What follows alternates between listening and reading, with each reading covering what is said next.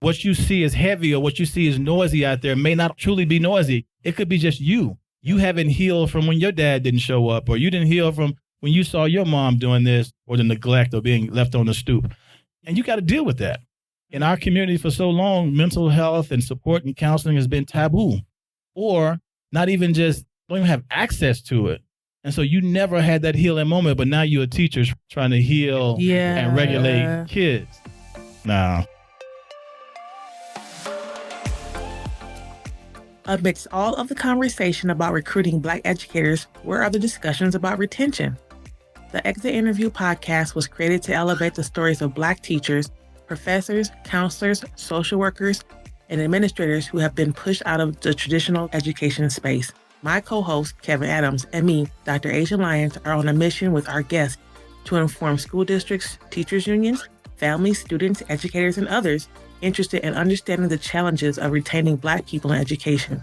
Welcome to Exit Interview, a podcast for Black educators.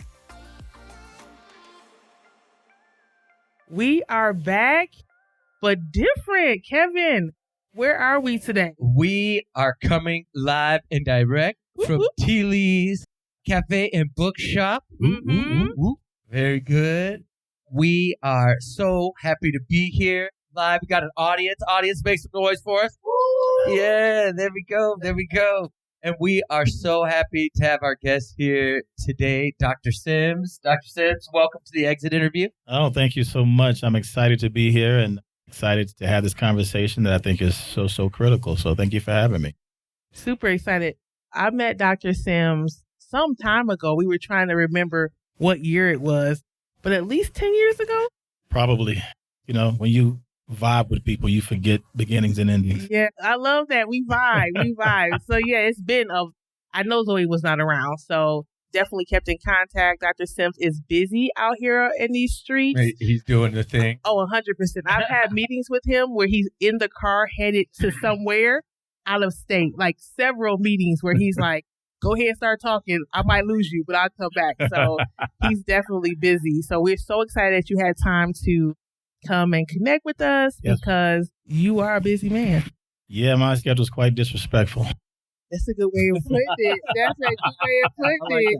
It's quite disrespectful. Disrespectful. Yeah, no, for real. So I guess we'll just jump into it because he has other things to do. As he said, he has a disrespectful schedule. He has a disrespectful schedule. It does not care, right?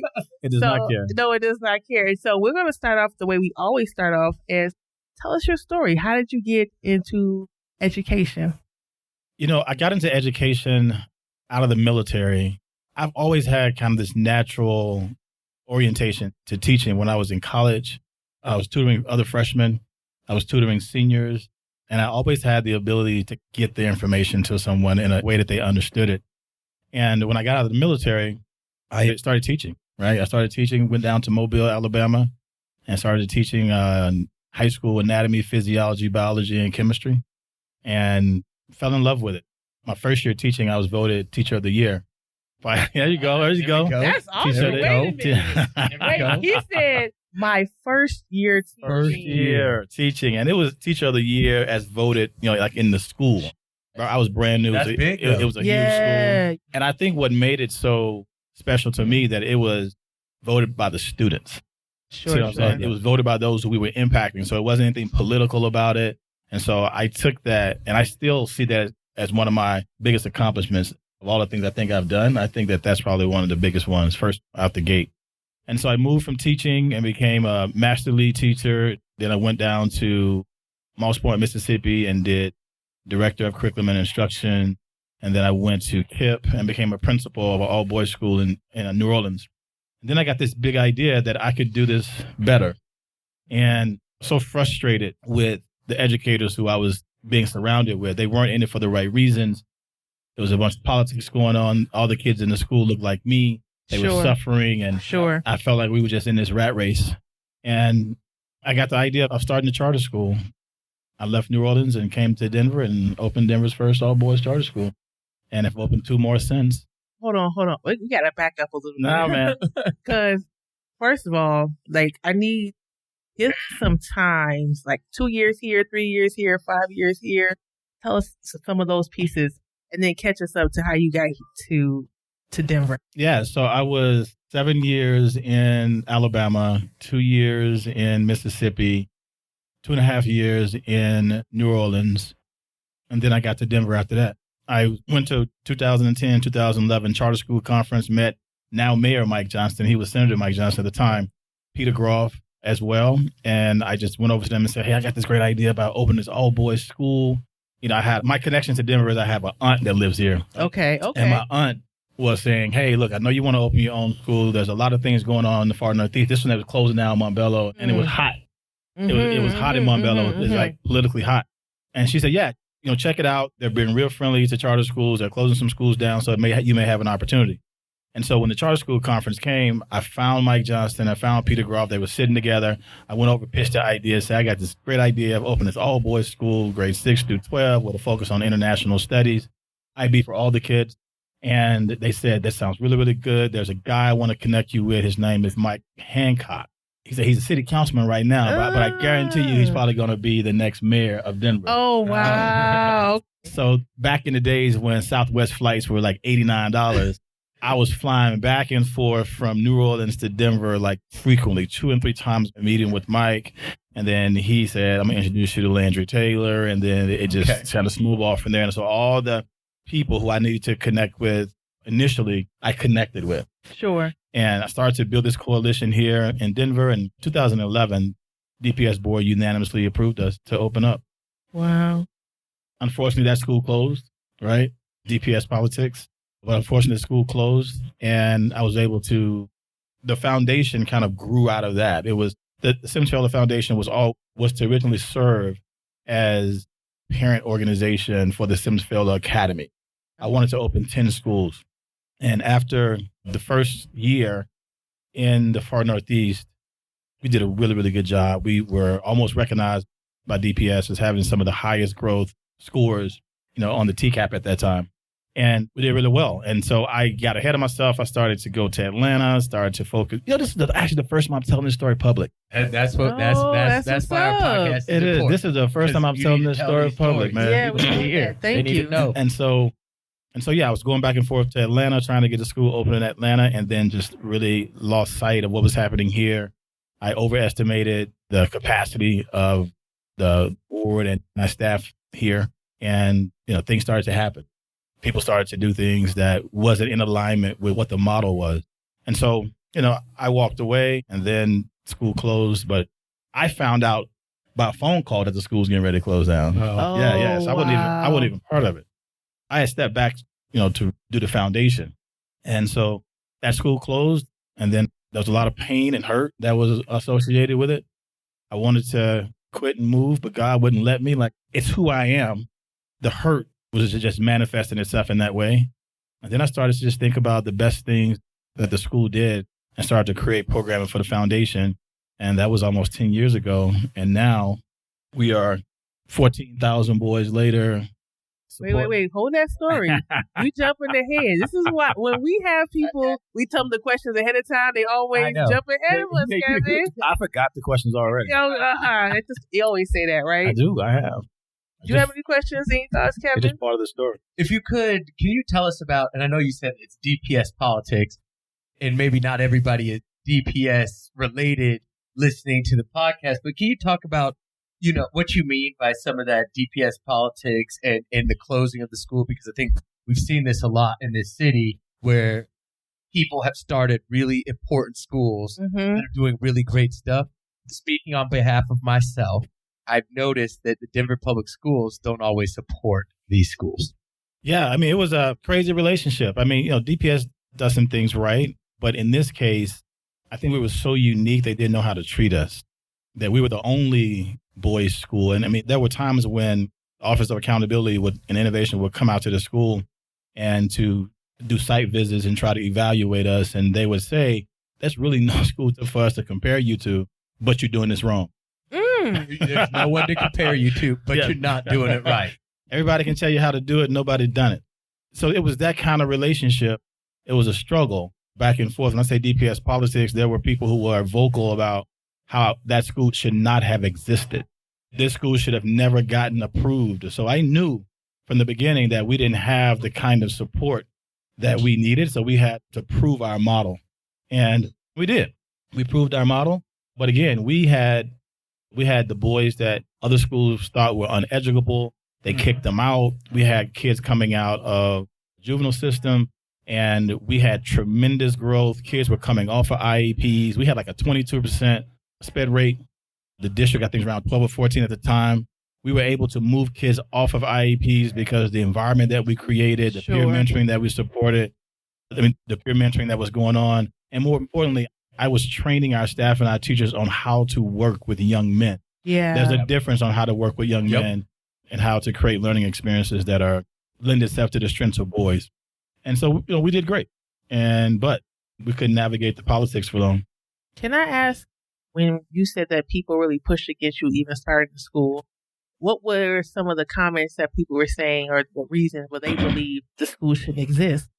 I never forget, so part of the approval process, you had to have multiple committees to look at your charter application and say, yes, this should go forward, or no, it shouldn't go forward. And I never forget, I was in one of those meetings with my team at the time, and the guy looked at me who was leading the team, and he said, I noticed that this school has an IB for all concept. I said, yes. He said, well, do you know what IB is? I said, yes, I wrote the application. Yes, I've been an IB coordinator. Yeah, I know exactly what it is. Oh, but then it's tough that every kid cannot do this.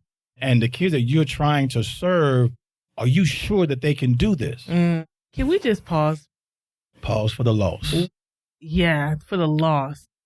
That's what I want to pause for, because I'm pretty sure even if that particular person is no longer in a district somewhere, that person is duplicated all over the place. It was a community person. They wouldn't even talk to. This is one of those community panels. Wow. They give it to the community. They give it to the officials in the school system. Yeah. And this was in that community one. Interesting. So community members that not believe in their own community. Well, oh, wow. Go ahead, continue, please. So I looked at him and I said to myself, this is probably going to get the application denied. So I'm about to speak my mind. And I said, sir, do you believe in the IB program? He said, yes, I absolutely do. I think it's one of the best ways to engage kids in learning. I said, I do too. I said, if we believe that this is the best way to engage kids in learning, then why shouldn't all kids have it? Does this become a teacher capacity problem, an adult problem, or are we still pointing fingers at the kids? And just because these boys that we're looking to serve are boys of color, does that exaggerate your feelings about it? Mm-hmm. Is that why you asked me that question? I said, I think it's a civil rights issue and that we should teach all kids in the way that we think is the best way for kids to engage in learning and become productive citizens. So absolutely, I know what IB is, and I know exactly what I'm doing with the school. I thought we were done. Well, we got approved. Yeah. I thought we were done. I mean, I'm new to the city, didn't have any allies here, so, but yeah. I mean, I think that's interesting, because right now in the district, there's a push for advanced classes for all students. Sure. Right? So you on the cutting edge of where we are now today to say that all kids deserve access to advanced classes, to IB classes, to rigorous education. Mm-hmm. Yeah. But it's always interesting the way it plays out. But you said they approved the school. They approved the school. It's a great model. But I've seen great models not get approved because they didn't have the politics right or didn't have the right people on the board. I think I just got the first part right because they were, out the gate, I just felt like we were under attack out the gate. So that's what I meant by the politics. Oh. And I think affirm that is that we've seen schools after me, after Sims-Fayola Academy close and get attacked in very similar ways, who are serving very similar kiddos. What were some of the criticisms, like when they have to give justification? What were some of the reasons why they said Sims-Fayola, or they were pulling their support for the charter? Well, again, I wasn't part of it when it closed. I was kind of on the periphery, but it was about enrollment.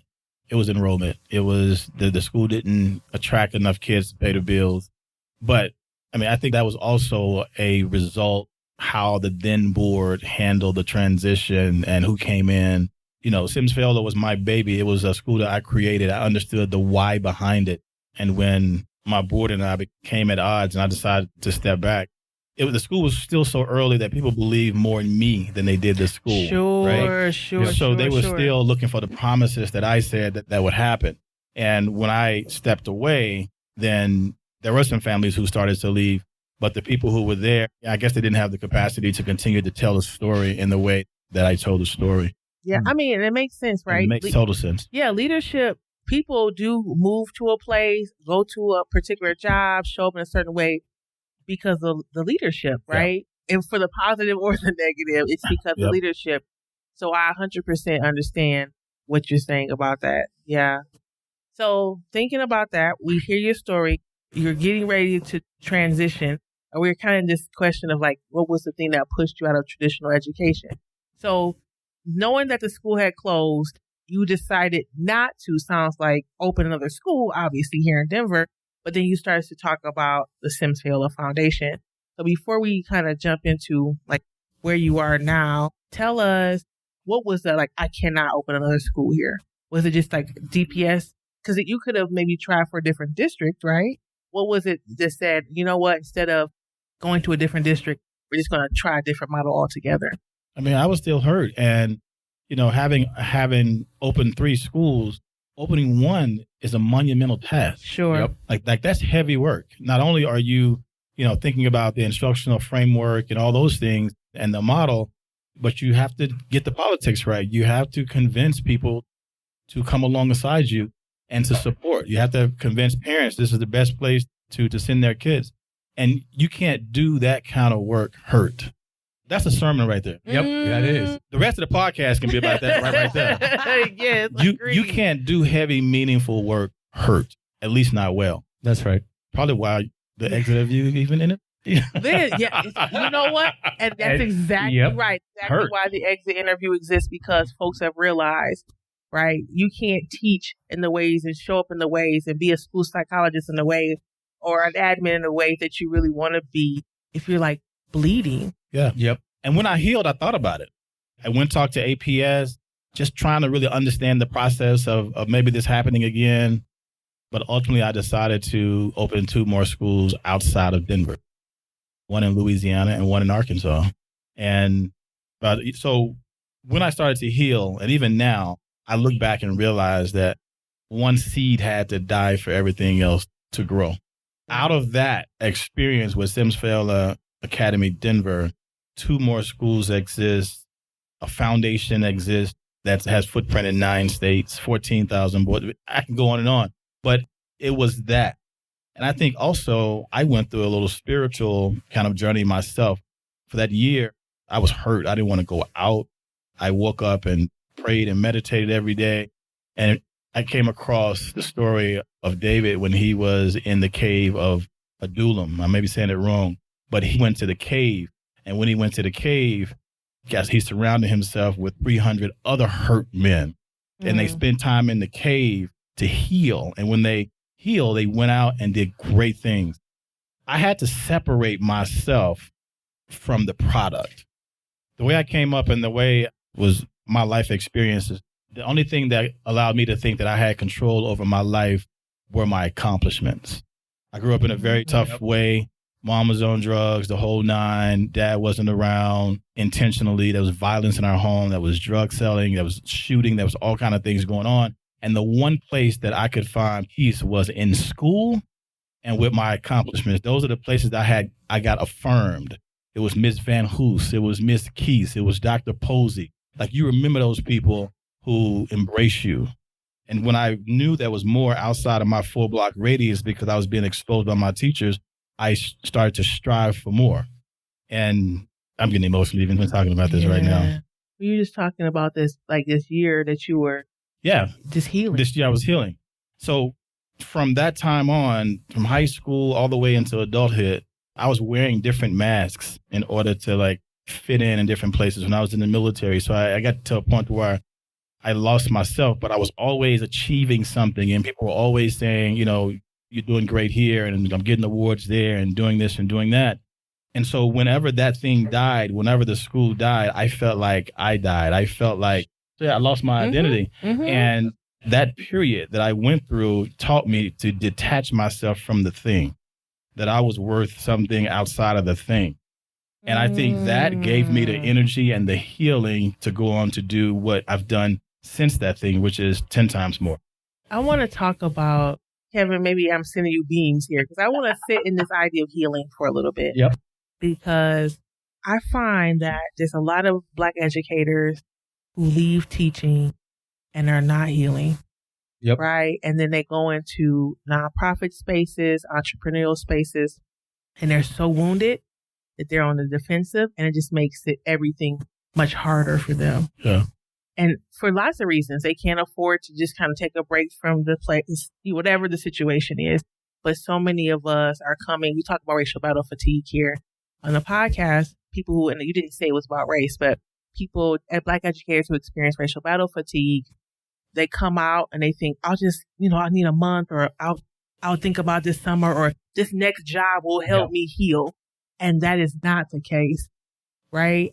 I was part of some of the work that I do outside this podcast is we have Black educator wellness cohort, and we had our retreat this last month. And one of the people in our cohort said it took her 7 months, like 7 months before she felt like she came back to herself of not working, of doing nothing.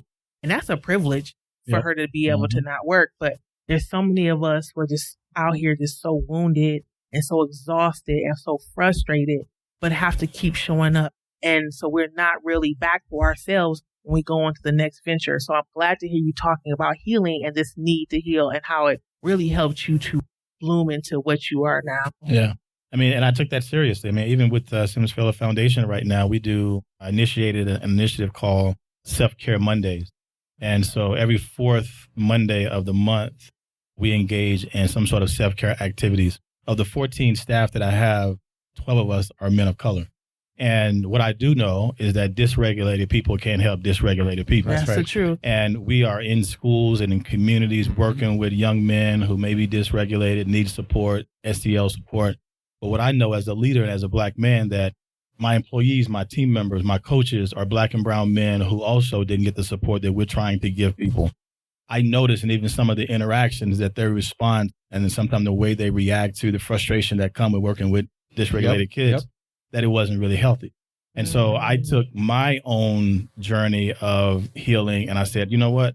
They are out there mentoring and healing all of these young men that we work with. It is my job to do the same to them. And so we engage in like acupuncture. We've had guys who work for me who just got their first pedicures. Massages. Get those heels. Those high heels out there. I feel attacked. I know. I'm looking at you, Kevin. I'm looking. Yeah. We do massages, book studies. We're reading Cry Like a Man right now.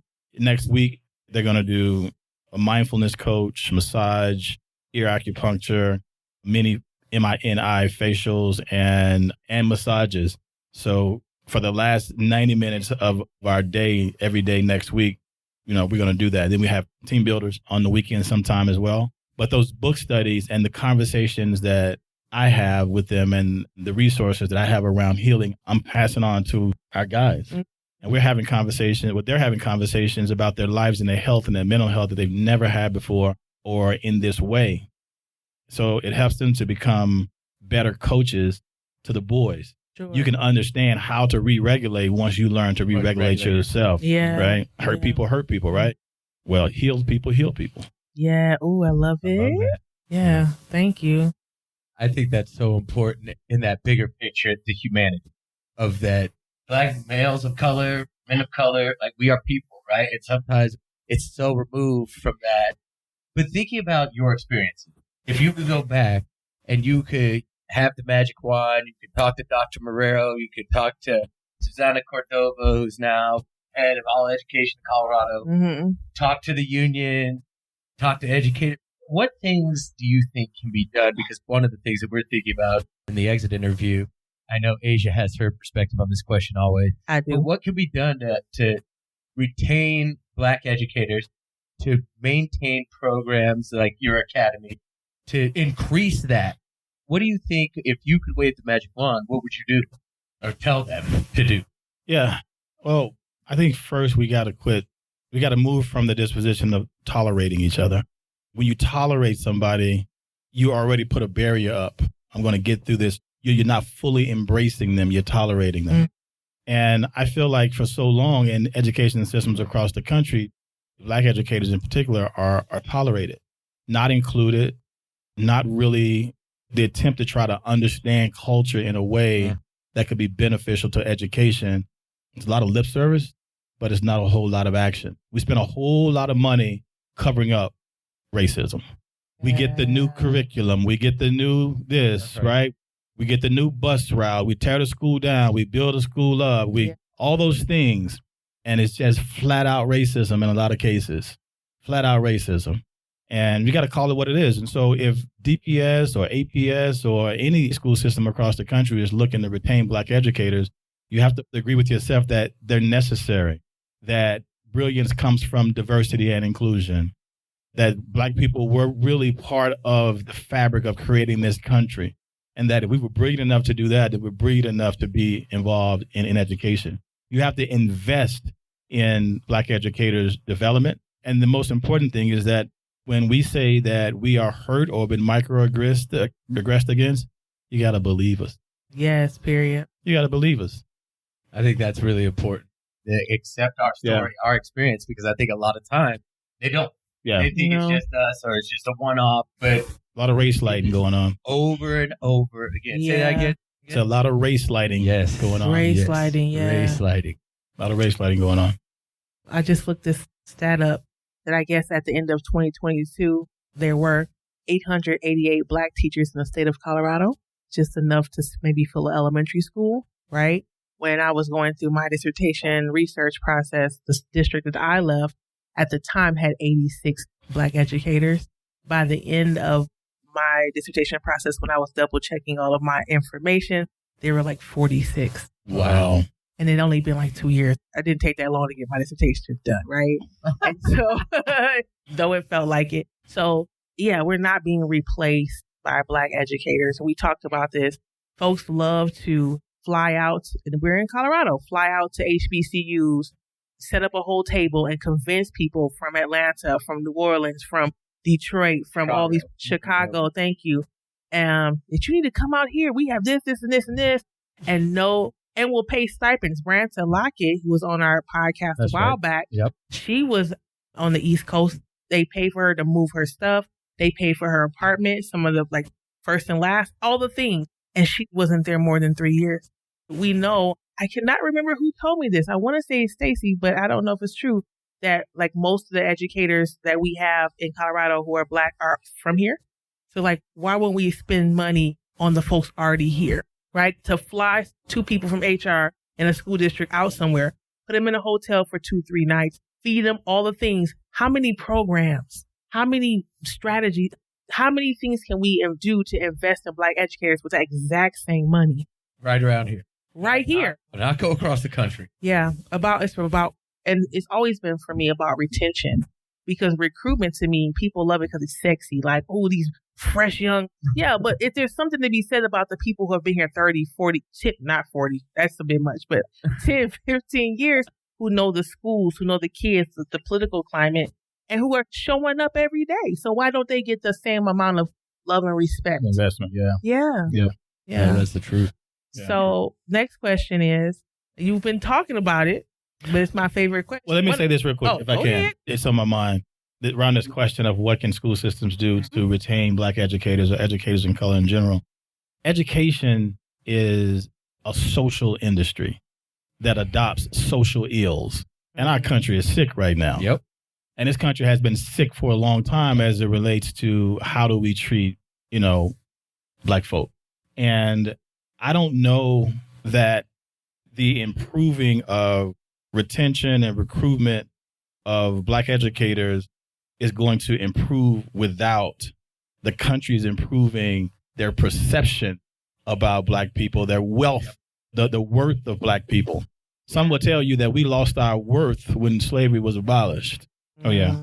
I do some DEI workshops around the country, and there was this one girl who asked me, she said, why do you think that Black people have it so bad? Like, why do you think Black people have it so bad in the United States? I said, well, I think that one thing is we were the only group of folks that wasn't invited or welcomed to America. we didn't come in with Lady Liberty waving at us. We came in at ships and couldn't Lady Liberty. That's right. We came in at the bottom of the boat. Yeah. And so that was a very specific reason that we were brought here. And when that reason was lost, we lost our value. And there's still some of that going on right now. Why educate a kid who I don't see as valuable? Yeah. Don't play with me. I can be on this podcast all day. Listen, we can do a part 2. Folks don't really hear me talk like this unless they in my workshop. Yeah. That's what's up. The reason why I like that question, Kevin said this is Asia's favorite question, is because I don't believe that we can retain Black educators because we don't want to. And I shouldn't say we, because I'm out here free, right?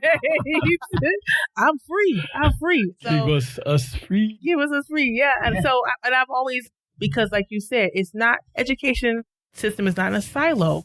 It's tied to health. It is tied to housing. It is tied to all these other things. And until we work on all these things simultaneously, we can just forget it, right? That's the reality of it. That's what I've always believed. I would hope to be wrong, but I have not been wrong yet. Yeah. I mean, but that's how you manage your emotions around, because you realize what the real problem is. Everything else is just symptoms and manifestations. Like, you know what the real issue is. And so in order for you to be impactful and effective in what you're trying to do, in the little pebble you're trying to throw in this, you have to do it from a healed position. Mm-hmm. It doesn't mean that everything is right, but the healing is that I understand why this is happening, and I'm going to move in a way that allows me to navigate why this is happening. You know, am I upset that this is happening? Absolutely. But is it going to stop me from doing what I'm doing? No, because I'm in a healed place that allow me to continue to be effective and focus on the main thing. I keep the main thing the main thing. Yeah, I love that. I'm not going to argue with you about it, but okay, if that's your position, that's fine. I'm moving ahead. I think that's what we do as Black people. That's what we've learned. Yeah, that's one of our strategies. Yeah, still love you. I'm just going on. Yeah, for sure. Again, you've been hinting about it. You've been talking about it this whole podcast. So what are you doing now? Nothing. Yeah, okay. With the disrespectful schedule? I'm doing everything and nothing. Everything and nothing. Like John Legend said. Yeah, everything and nothing. Well, currently, you know, I'm the CEO and founder of the Sims-Fayola Foundation. We've been around for almost 10 years. It's crazy to think about that. I remember when I loaned the foundation its first $30,000. Now we're pretty good. Over the last 9.5 years, we've impacted, like I said, greater than 14,000 young men. We've worked with, through workshops and coaching, a little north of 6,000 youth service professionals who work with this population. So we're talking teachers, counselors, social workers, law enforcement, school resource officers, you name it.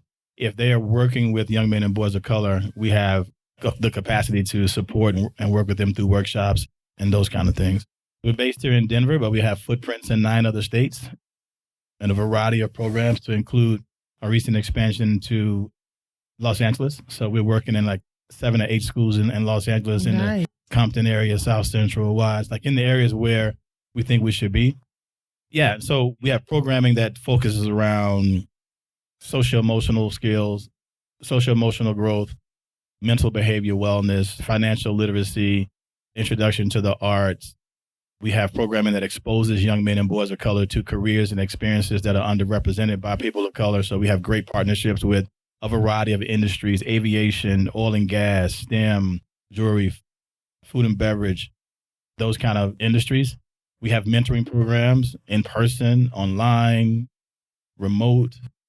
Over the last 9.5 years, our programs have resulted in a greater than 60% reduction in suspensions, greater than 60% reduction in negative discipline incidents that have to do with violence, and a greater than 60% reduction in truancies for the young men who have gone through our program. So our program is highly, highly successful. This past year, we were in about 23 schools in the Denver metro area. This year, we're projected to be in about 33. We're only limited by how quick I can hire.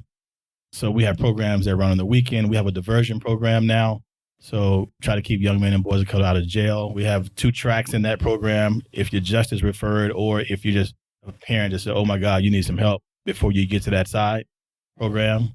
And we're getting ready to launch a male educators of color fellowship to recruit, retain, and sustain male educators of color within their first 3 years. We're looking to do 20 fellows in this first cohort. We're already at 15. And I feel confident that we're going to get that 5. So yeah, and we have workshops, you know, that we do Hardwired by Nature, where we work with educators on creating learning experiences and programming that's considered of both culture and gender. Working with Boys of Color workshop series. We have workshops for parents called Connecting with Your Sons. Really understand what boys can and can't do at different age bands. And it's really helped them to become better advocates for their young men, both in life as well as in school. So, yeah, I mean, we're not doing too much at all.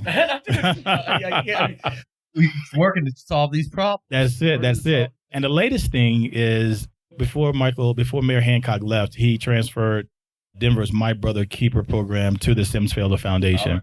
So now we are the backbone organization for My Brother's Keeper for Denver that's charged with creating a collective action plan to support young men and boys of color from cradle to college to career. Love it. So this puts us in the systems change, policy change space, which is where I wanted to be. And I knew that we would be there. We're still doing programming and we're doing all the great things that we've done over the last 9.5 years. But this time, the truth is, as great of the work that we've been doing, it's been reactive work. We're reacting to the damage that schools and communities are doing to young men and boys of color. MBK gives us the platform to be involved with the proactive work, to be at the table, to tell the story, and to create the policy that will slow down the damage that's being done. So we're super, super proud of that and looking to really engage in that work. That's a lot. Fantastic. That's a lot. Beautiful. Yeah, it is beautiful. Yeah. Which is why I'm so glad you were able to meet with us. I know the scheduling and everything can be, again, disrespectful, but I'm so glad to hear that. Can I back you up a little bit? Yeah. Can you kind of dive more into your recruitment and retention programs that you're rolling out? Talk more about that. Nationally, male educators of color are less than 5%. And when you look at the research that shows the positive outcomes for young men and boys of color when they have another man in front of them in the classroom, right? Discipline goes down, grades go up, social interactions get better, mentorship happens, social supports increase. And if that's true, then we're leaving a lot of progress and capital on the table. And so the goal is for Colorado to recruit, sustain, and support male educators of color within the first 3 years. And the reason why the first 3 years are important because that's when the transition happens. Like that's when they're going to leave or they're going to stay. Or they're going to stay. And so because our mission is to improve the life outcomes of young men and boys of color, and we know that having that in the classroom is one of the mechanisms for improvement, then why not? Why not create sort of a platform to be able to do that? And so these fellows are going to go through a year-long experience with us. We just finished creating like all the scope and sequence and the programming. What I'm so proud of is that the first 2 days, which we call our intensive, is going to focus on them. It's going to focus on storming and norming with them, SEL. No icebreakers? No random? None of that. None of that? Okay. We're going to take them through what I call Scrooge moments. I'm going to take them back through their lives to show them how they picked up things that caused them to be in their own way. Because sometimes it's not always the man. Be real. Yeah. Sometimes it's not always the man. Sometimes it's toxic definitions of masculinity that causes us to not succeed professionally. And because we listen to Uncle Leroy, right? And so I'm going to walk them through moments I call Scrooge moments. Now, we did a pilot of this in Indianapolis last year. And we had 15 guys who were part of the pilot in Indianapolis. And when I tell you that we walked through Scrooge moments and there were tears and there were revelations and people really understood why they reacted the way they react and how they show up at work has been wrong, it just validated and gave me so much data that we're moving in the right direction. And so before we started talking about instructional frameworks and affinity groups and how do we create classrooms that are anti-racist, blah, blah, blah, blah, like you got to get right. You got to recognize, you have to recognize what you contribute to it. Because what you see is heavy or what you see is noisy out there may not truly be noisy. It could be just you. You haven't healed from when your dad didn't show up, or you didn't heal from when you saw your mom doing this, or the neglect or being left on the stoop. And you got to deal with that.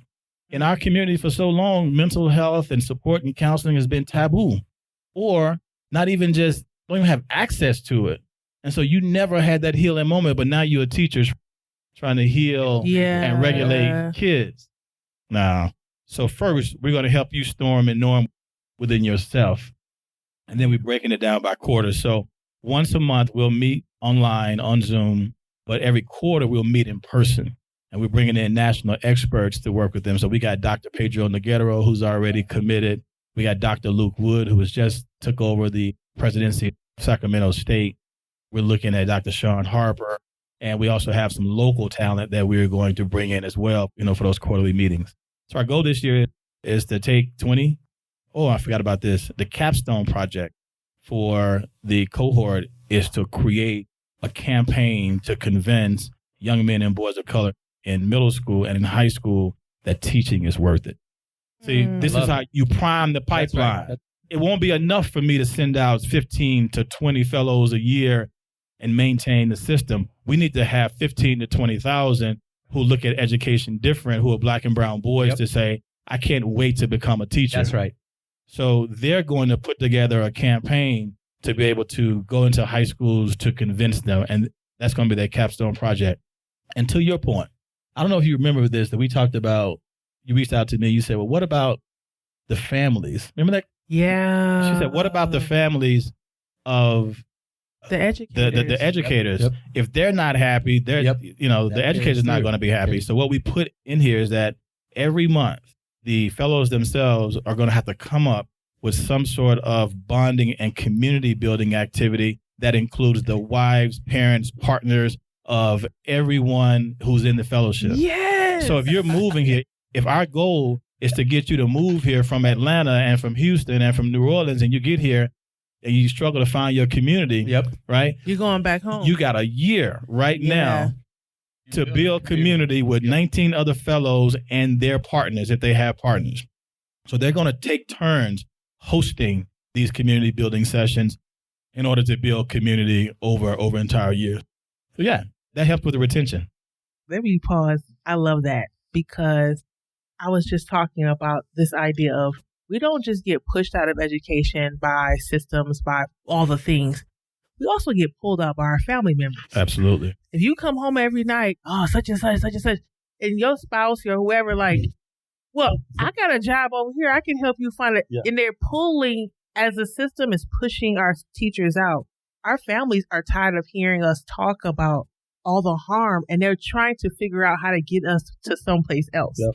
We can downsize our house, we can do this, I can get an extra job, So that's the thing. We've interviewed folks, RVN, shout out to RV and Harper. Yes, that's right. RV, shout out. She continues to work with us. Yeah, RVN, super dope. And when she was teaching, she was fantastic. She went part-time, right? Her husband they were like, okay, let's figure it out. And so he was an entrepreneur and went back into the workplace so that she can go part-time, so that she can do some of the healing that she needed to do. So families are figuring out how to help us leave teaching if that need be. And when we don't think about the family that surrounds the educator, we make a mistake. It's not 888 Black teachers. It is 888 Black families. Yeah. Right? Yeah. That are impacted in all the ways. So when they are pushed out of schools, when they're in their car crying before they go to work. Or playing gospel music before they go in work. Having a whole Kirk Franklin session in the car. Listen to me. Israel Houghton, my throat was dry. Listen. Yeah, and so the thing is, we're not able to show up in those ways, and our families see us suffering, and they love us and want better for us, right? And so we have to think about, how are we going to show up for family, the educator and their families. I love that. Well, thanks for bringing it to my mind. Thanks for bringing it to my attention. I was so focused on healing the guys and getting them there. And you're like, what about this family aspect? And I was like, you were so right. Yeah. You're right. If you ain't happy at home, no paper's getting graded. That's Nothing. It's exactly right. That's exactly right. Yeah. Beautiful. So before we started the podcast today, I told Dedrick, Dr. Sims, I said, here are the 5 questions. And the last question is, what's bringing you joy these days? And he's like, that's a hard one. That's the hardest one. But he figured something out. So, Dr. Sims, what's been bringing you joy these days? Seeing the growth of the foundation. It's not just growth geographically, financially, personnel-wise, the growth in the impact We just went through our data and realized that of the 23 schools we were in last year, we had double-digit gains in all the schools. Wow. Yeah. All the schools. We got boys who come in the programs kicking and screaming and saying, I don't want to leave. Can I come back and, be a part of it? Which is what prompted me to create year-round programming. So we can engage these young men for an entire year, whether it's career exposure, financial literacy, social emotional skill development, mentoring, summer school. Like we run 2 summer camps every year, one in Park Hill and Montbello for boys, elementary in Park Hill, middle school in Montbello. So yeah, I think I had to reflect on that because that was the hardest question for me because I don't take time, and people who know me will agree with this. I don't take time to sit back and think about the success or think about like the joy in it because I see the work and it's like I never not see the work. I think at some point I look back at it, but I never not see the work. And for me, it's once you've accomplished one thing or accomplished one goal, there's always another one. If that wasn't true, we wouldn't be still having these same kinds of conversations 200 years later. So that's what's bringing me joy is actually seeing it work and the proof of concept working and boys getting healed and families getting resources and finding solutions. Like that's, and as to a point to where I can step back and it runs itself. Slow down now. Wait a minute. We need your leadership. Wait, just hold on now. I'm previewing something. Right. Previewing. Well, the next episode, right. Yeah, next episode, Beautiful. he left. But yeah, that's it. I mean, the organization is a very, very healthy place.